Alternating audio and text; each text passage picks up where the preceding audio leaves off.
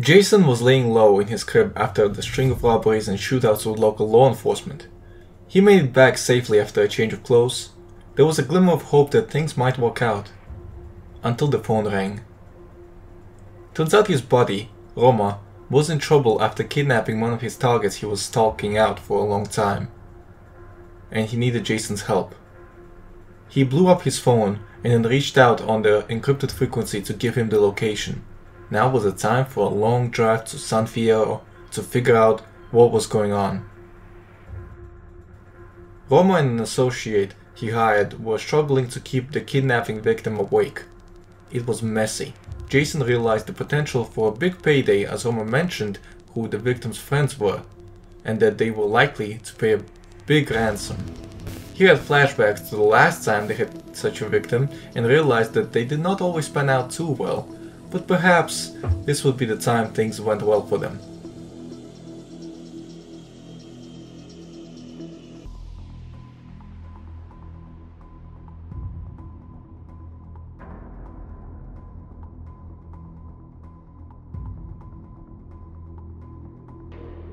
Well, they never got to find it out. A cop car spotted them and decided to pull them over, possibly in relation to Roma's messy kidnapping. On top of all that, Roma fell into a shock at that point and would not be of any use. Jayson knew that the time was of the essence and he had to act fast before backup would arrive.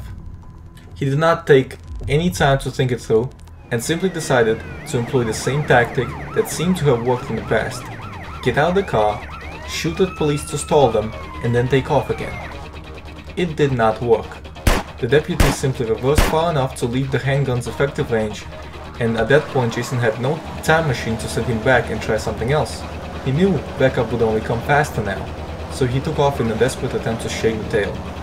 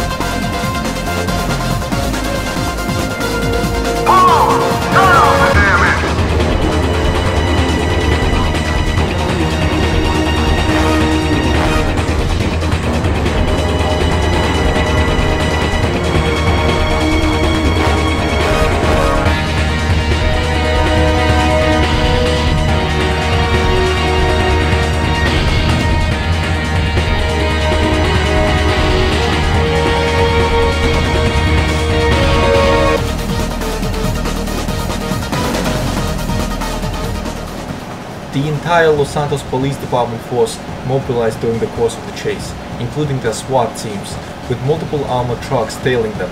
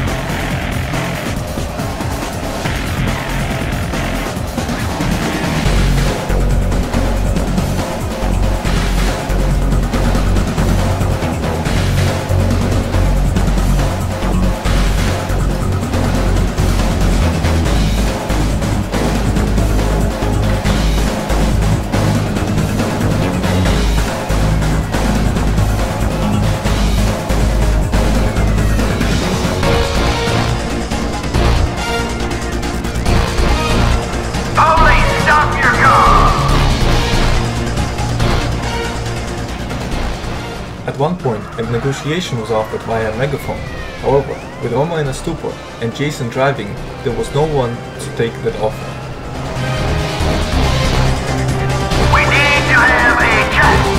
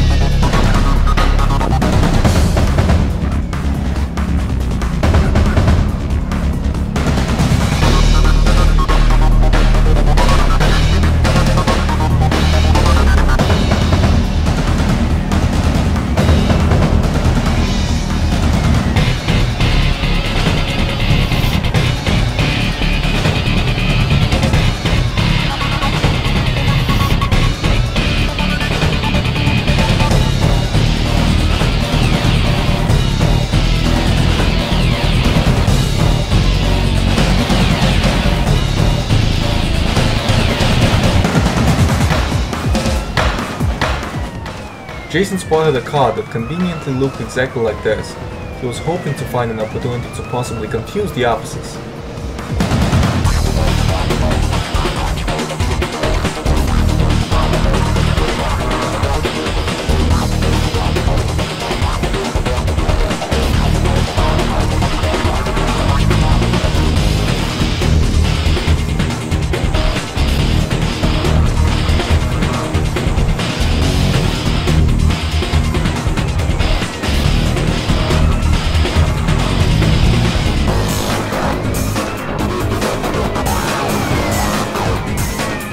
That is when it happened. Hi everyone, this is User1, and I want to ask you, please check out the GoFundMe page in the description. A friend of mine, a close relative of mine, is stuck in Netherlands due to current circumstances, and their cat needs some veterinarian help. I've made a post about this, but I think it's worth to mention it in the video. Please check it out, and let me know if you donate in the comments below. Thank you so much. Chaos. Ears ringing. Sirens blaring. With nothing to lose, Jayson ditches the car and tries to run out, hoping that the police will be distracted by the hostage long enough to not be caught. It seemed to work.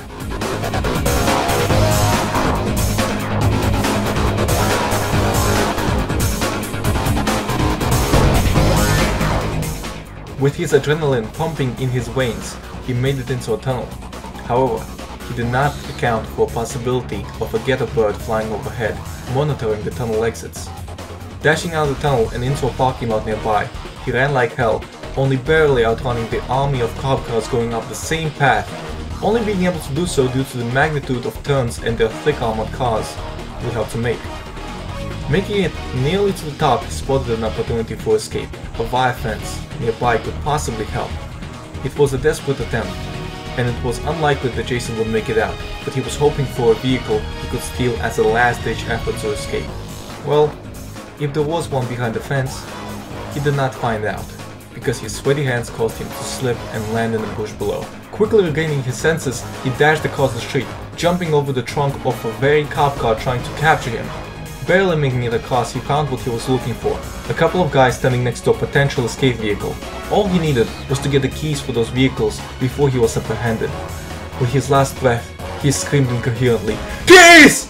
That is when he saw Cruiser pulling across his sights, and if his mind was not racing with the thoughts of freedom, he realized that at that point, it was over. But he was too stressed out, too worn out, too crazed, and desperate to even have the time to think things through. The thought of surrender did not even cross his mind, so he pulled the trigger and practically signed his death warrant.